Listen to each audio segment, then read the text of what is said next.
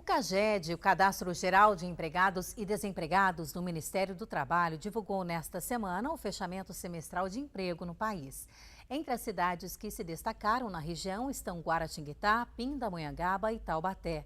E a gente então convidou aqui no estúdio hoje o economista da Universidade de Taubaté, o Odir Guarnieri, para falar um pouquinho desse cenário de emprego aqui na região. Primeiramente, boa noite, obrigada pela presença. Boa noite, Lilian, é um prazer estar aqui e fazer esse comentário aos telespectadores da Band Vale. Como a gente disse, Guaratinguetá, Pinda e Taubaté se destacaram. São José, a maior cidade da região, fechou no vermelho, com aí 3 demissões, né? Mas 52 admissões, mas demissões também quase que o mesmo número. E a gente pode aí, com essa situação da GM, da General Motors, os funcionários que possivelmente podem ser demitidos, 1.500 profissionais aproximadamente. Então, esse cenário pode piorar, então, Odir? Ah, sim, com certeza, né? Os números mostram que Guará, Pinda e Taubaté estão bem situados, conseguiram ter um superávit de emprego, tá certo? E São José não teve o mesmo desempenho, tá certo?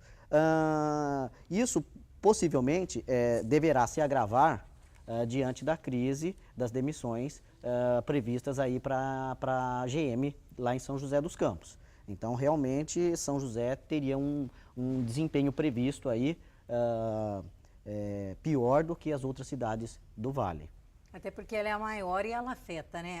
Por exemplo, o setor de autopeças já está sentindo já o efeito, já demitiu, tem uma empresa que a gente até fez uma reportagem essa semana mostrando esse reflexo. Então, pode ser mesmo que esse reflexo seja registrado, né? Ah, sim, com certeza. É bom citar também que isso não é um privilégio, se é que podemos dizer dessa forma, da indústria automobilística. É que o Vale concentra empresas do setor automobilístico, tá certo? Então, é claro que as intempéries das empresas automobilísticas se refletirão aqui na nossa região. Então, São José está vivendo um exemplo desse por meio da GM, que, vale lembrar, sofreu muito lá na crise de 2008, 2009. Ela praticamente foi à lona. O governo norte-americano é que teve que fazer uma ação de resgate para a GM. E nós aí temos decorridos o quê? Apenas 4 anos, né? Se nós pararmos para pensar. Então, não digo que é natural, mas também a GM está tentando se acertar. Não são em 4 anos que você realoca os seus ativos e redireciona suas operações para um melhor desempenho gerencial tão rapidamente. Então, nós estamos no processo de busca da melhoria. Isso com relação à economia como um todo. A economia como um todo vem vivendo um processo de desalavancagem.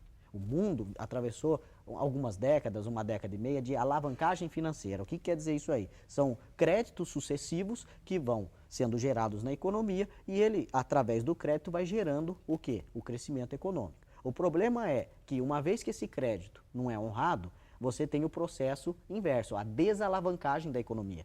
Então, é como se nós inchássemos uma bolha, tá certo? E agora nós estamos vivendo, e não é 1 ano ou 2 anos, nós vamos passar um bom período vivendo o quê? A contração da atividade econômica, fazendo um ajustamento desse processo. Essa crise externa na zona do euro, a gente pensa que não afeta o Brasil. O Brasil, inclusive, o governo tomou medidas de estímulo ao consumo. Isso já vai gerar um reflexo agora positivo ou a gente pode esperar que não, que vai demorar ainda e essa crise na zona do euro vai afetar assim, a economia brasileira? O que nós observamos é que o governo, percebendo o impacto e a dimensão da paralisação da atividade econômica, veja bem, paralisação, estagnação, não quer dizer que parou o que nós estamos ruim. Nós apenas estamos tendo a tendência de crescer a taxas decrescentes. Ou seja, o gradiente de crescimento econômico vem diminuindo. O que quer dizer? Quer dizer que a economia começa a se estabilizar. O que nós vimos há alguns anos atrás passa a não se repetir ali na frente. E isso acontece também com a taxa de desemprego, né? Ela vai ter o quê? Ela vai começar, ela chegou num patamar de 6%, isso na média geral, de 6%, e vai estar trabalhando aí. A nossa região sofre um pouquinho mais porque é uma região concentrada na indústria, onde ela tem, e principalmente na indústria automobilística. Então, por exemplo, pelo levantamento do dado do NUPS, do Núcleo de Pesquisas da Universidade de Taubaté, nós levantamos aí uma taxa de desemprego em Taubaté, agora no primeiro semestre, em março, da ordem de 9%. Em agosto de 2011, essa taxa estava na ordem de 12%. Ou seja, de agosto do ano passado para março deste ano, a taxa caiu. A próxima sondagem que será feita no segundo semestre, agora pelo NUPES, né, da Universidade de Taubaté, deverá refletir isso na região, ou seja, um pouquinho mais da taxa de desemprego. Por outro lado, o emprego também é afetado por o governo percebendo isso, respondendo à sua questão, adotou medidas de estímulo. Ocorre que as medidas de estímulos adotadas pelo governo federal neste ano são bem parecidas com a da crise de 2008 e 2009. Naquela época, nós vimos obtendo um processo de aumento da renda média real do trabalhador brasileiro. E isso vem se materializando ao longo desses anos para cá. É fato, é real, é uma conquista dos nossos governos, uma conquista da população. Maior renda, maior comprometimento também? As famílias Sim. pensaram assim, vamos dizer? Na verdade, o que aconteceu? Ele passou a ganhar mais, tá certo? Aí em 2008, você tem a crise internacional, o governo central responde com estímulos econômicos, as famílias que não estavam endividadas, vendo uma nova possibilidade de adquirir produtos, bens de consumo principalmente, o fizeram naquela época. Então as famílias agora estão endividadas. Sim. Pode ser que não haja tanto consumo, consequentemente isso afeta o emprego. A tendência é que o emprego não fique estagnado agora nos próximos meses? Exatamente, essa é a questão que está sendo colocada no meio econômico. Os estímulos são esses, parecidos com daquele biênio de 2008 e 2009, porém, você tem hoje um volume de famílias da classe média endividada muito maior. Então, a capacidade dela de se endividar, leia-se, fazer novo consumo, leia-se, aumentar a demanda interna, é praticamente estável. Então, talvez essas medidas tenham um maior período de tempo para criarem um impacto na economia dessa vez. Eu agradeço muito a sua participação, viu, Odi? Obrigada pela presença mesmo aqui neste sábado no Band Cidade. Uma boa noite para você. O prazer é meu e agradeço o seu convite. E olha só, um lobo marinho apareceu na praia de Boiçucanga, costa sul de São Sebastião, nesta sexta-feira. O local em que o lobo permaneceu foi isolado pela Defesa Civil. Segundo o aquário de Ubatuba, o animal estava muito cansado, mas foram feitos exames e visto que ele estava bem, foi solto então ao mar. Vamos ver agora como deve ficar o tempo neste domingo em toda a região. A massa de ar seco garante um dia de tempo aberto e temperaturas elevadas. A umidade relativa do ar pode chegar a níveis alarmantes no período da tarde. Amanhã as mínimas chegam a 6 graus em Campos do Jordão, 14 em Taubaté e em Cruzeiro e 16 em Paraibuna. Já à tarde as máximas podem chegar aos 25 graus em Cunha, 28 em Caraguatatuba, 30 em São José dos Campos e também em Cruzeiro. E 100 mil turistas são esperados em Campos do Jordão neste que é o último fim de semana do Festival de Inverno. Agora à noite, a Orquestra Filarmônica de Minas Gerais se apresenta no Auditório Cláudio Santoro. Os ingressos custam R$ 80. A apresentação começa daqui a pouco, às 8h30. Amanhã é o último dia do festival e aí será a vez da Orquestra Sinfônica do Estado de São Paulo se apresentar no auditório. Será a partir das 5 horas da tarde. Ingressos também são vendidos a R$ 80.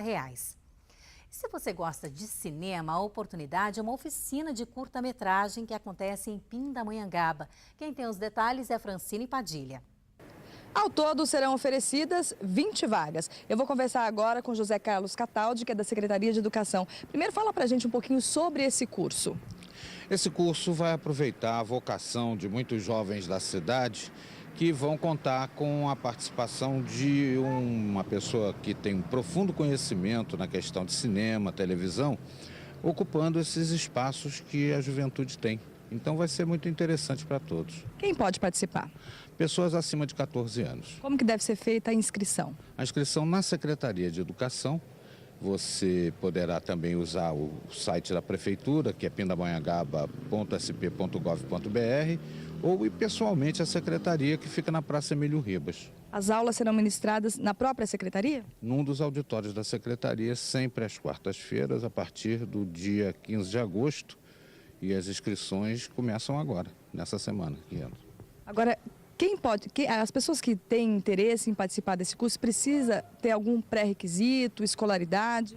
Não necessariamente, porque é um curso vocacional. A pessoa tem que ter apenas vontade de participar, de produzir, e vai ter aí todo o ensinamento da montagem do roteiro inicial, né, que envolve aí o script que o nosso professor sabe muito bem, já tem cursos em Cuba, na Argentina, uma pessoa que tem muitos acúmulos e certamente vai trazer um salto qualitativo para esses que já têm a vontade de fazer o desenvolvimento do cinema. Ok, então muito obrigada pelas informações. Francine Padilha, de Pindamonhangaba, para o Band Cidade. E neste domingo, no programa Diálogo Franco, Carlos Marcondes vai entrevistar Lília Mansur. Ela é diretora executiva da Fundação Dom Couto. O programa começa às 9 horas da manhã e você não pode perder. E no próximo bloco, mais informações da região aqui no Band Cidade, agora às 7h10.